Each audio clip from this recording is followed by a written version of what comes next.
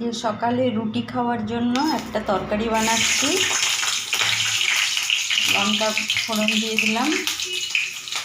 এটা হচ্ছে আলু বেগুনের, বেগুনটা কচি হওয়া দরকার, বেশ ভালো কচি আলু বেগুন কেটে নিয়েছি।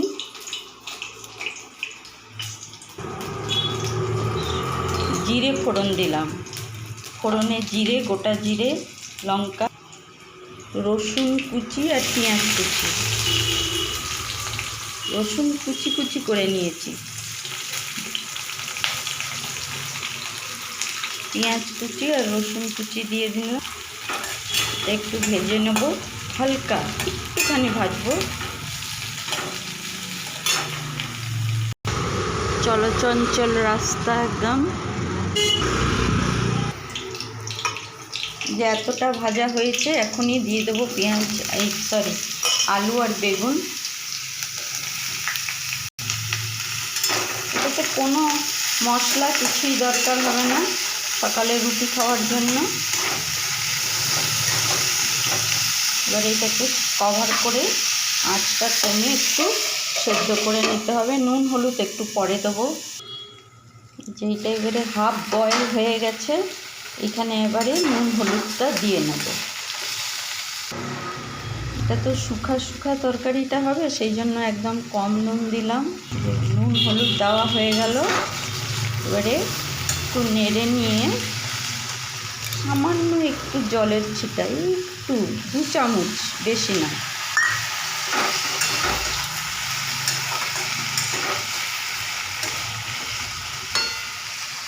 এটাকে আবার একটু কভার করে দিই 2 মিনিটের জন্য। গ্যাস সিমে আছে।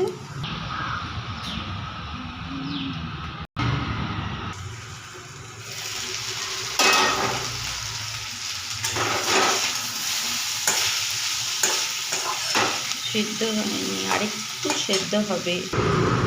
সারাদিন ফুলবালা চলেছে। টেঙ্গা টেঙ্গা টেঙ্গায় মানে নারকোল টেঙ্গায়।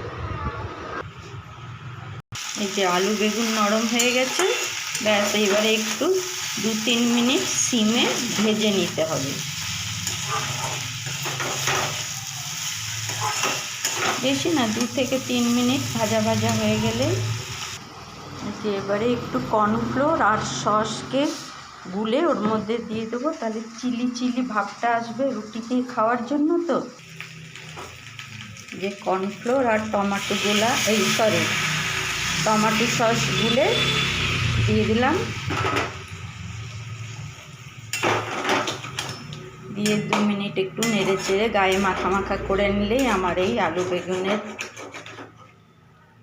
চিলি বলুন আর যাই বলুন রেডি হয়ে গেল। এটা রুটি দিয়ে খাওয়ার তরকারি আমার হয়ে গেল।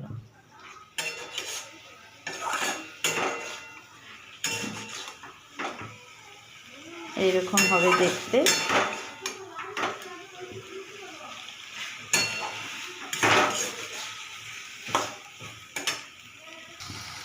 এই যে রেডি আলু বেগুনের চিলি। কেমন লাগলো বলবেন।